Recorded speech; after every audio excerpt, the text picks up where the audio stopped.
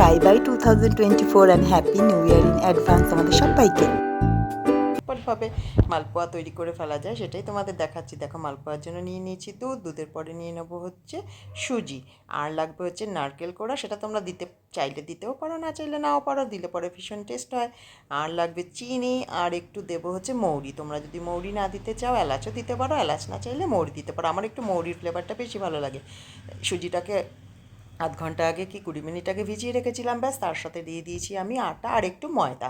আমি পুরো আটা দিয়েই করতে চাই, যেহেতু সবাই খাবে, তাদের ময়দা দিয়ে বেশি পছন্দ, তাই একটু ময়দা দিয়েছি। ময়দা, আটা, নারকেল কোড়া, দুধ আর অল্প জল দিয়ে ব্যাটারটা তৈরি করে নিয়েছি, ব্যাস। আর একটু মৌরি দিয়েছি, এলাচটাও দিই না, আমার মৌরিটাই বেশি ভালো লাগে, বললাম না। আর এবার গরম তেলে দিয়ে দেবো মালপোয়ার গোলা। আর ধরো 1 বাটি দিয়েছি সুজি, তার সাথে দিয়ে দিয়েছি হাফ বাটি হচ্ছে আটা, আর একটু হাফ বাটি ময়দা, ব্যাস। এই হচ্ছে ব্যাটারের সিস্টেম। আর দুধ দিয়ে যতটা ব্যাটারটা করতে লাগে, দুধ দিলে দুধ, জল দিলে জল, এটা দিয়ে করেছি। তাহলে তোমাদেরকে একটু বলে নিই প্লিজ।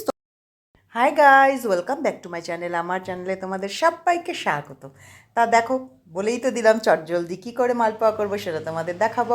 সেটা দেখো, এটা হয়ে গেছে ব্যাটারটা সম্পূর্ণভাবে তৈরি। আর ওদিকে কিন্তু আমি তেল গরম বসিয়ে দিয়েছি, তেলে ছাড়ার জন্য। ব্যাটার পুরো রেডি, তেলটা খালি গরম হওয়ার অপেক্ষায়। তেল হয়ে গেছে আমার সম্পূর্ণ গরম। এবার এর মধ্যে আমি দিয়ে দেবো হাতা করে 1 হাতা ব্যাটার। মালপো কিন্তু আমার ভীষণ প্রিয়, তোমাদের কি জানি না, আমার ভীষণ একটা প্রিয় খাবার মালপো।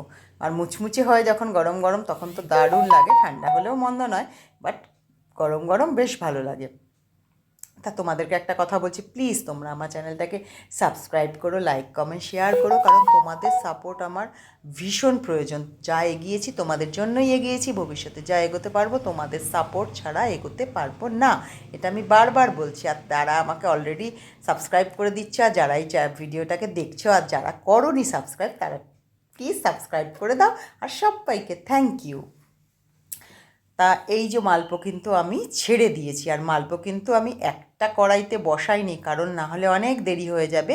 তার জন্য আমি আরেকটা ফ্ল্যাটেড ফ্রাই প্যান বসিয়ে দিয়েছি, তার মধ্যে 2-3টে একসাথে ছেড়ে দেবো। তা মালপো না একটু আমি দেখেছি মা একটু ব্যাটারটা একটু পাতলা করে, ওটা পড়ে গিয়ে না চারিদিকে চিচি করে ছিটে চারিদিকটা, মানে পুরো ধারগুলো না বেশ লালচে হয়ে যায়। ওটা মিষ্টির দোকানেও ওরকম হয়, মা ওভাবে ভাজে, কিন্তু ওটা ভাজা না একটু টাফ।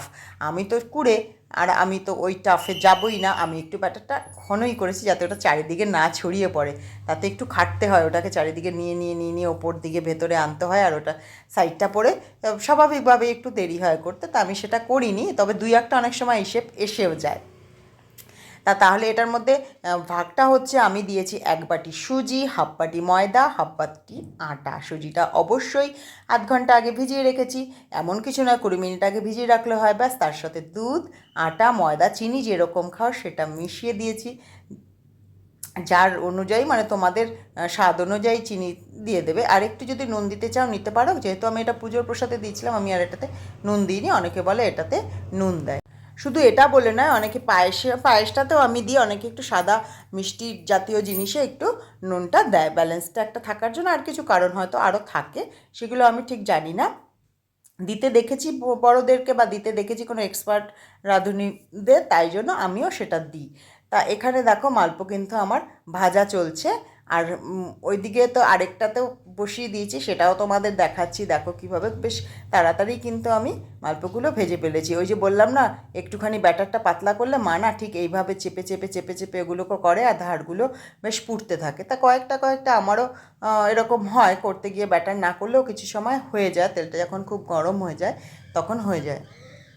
তা আমি সবসময় বলেছি যে যেগুলো মনে হয় আমার জীবনের ঘটে, বা কিছু জিনিস যেগুলো মনে হয় তোমাদের সাথে একটু শেয়ার করি, আমি সেইগুলো তোমাদের সাথে কিন্তু শেয়ার করতে চলে আসি। তা মালপোটা না, এটা লোহার কড়াইতে বসিয়েছি, এই যে একটু গরম হয়ে গেছে না, হাতাটার সাথে না উঠে লেগে আসে। যাই হোক, 2-1বার এরকম হয়, তারপর আবার ঠিক হয়ে যায়। সবগুলো যে সব সময় ঠিক হয় তা নয়, কিন্তু বাট মালপোর কিন্তু একটা গুণ আছে, যদি ঠিক নাও হয় না, সেটা যদি তুমি ভেজে নাও, খেতে কিন্তু দারুণ লাগে। ওটা একটু মুচমুচে হয়ে যায়, একটু দলা পাকিয়ে গেলেও সেটা খেতে আরও বেশি টেস্ট হয় আমার মনে হয়।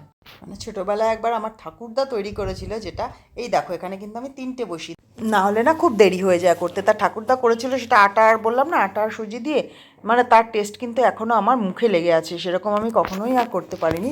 বাট মুচমুচে ছিল, সেটা একটু এরকম দলা পাকিয়ে গেছিলো, কিন্তু ভীষণ ভালো হয়েছিল খেতে। তা এখানে তো 3টে বসিয়ে দিয়েছি, আর এখানে তো আরেকটা কড়াইতে চলছেই এগুলো ভাজা।